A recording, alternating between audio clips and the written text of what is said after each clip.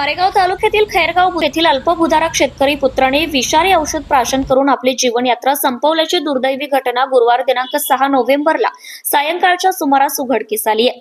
गुणवंत आजाब कुमरे वय 48 वर्ष असं मृतकाचं नाव असून तो वडिलोपार्जित शेत जमिनीच्या भरवशावर शेती करून कुटुंबाचा उदरनिर्वाह करत होता।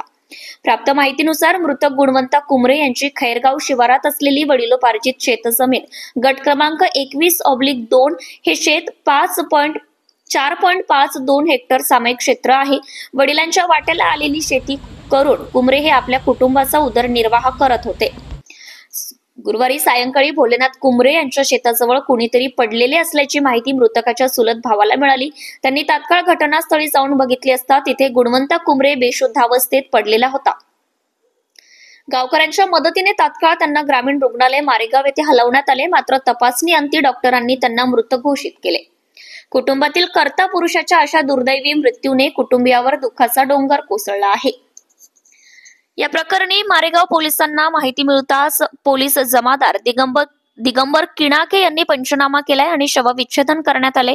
मृतक गुणवंता कुमरे यांच्या पश्चात आई वडील पत्नी एक मुलगा एक मुलगी असा परिवार आहे।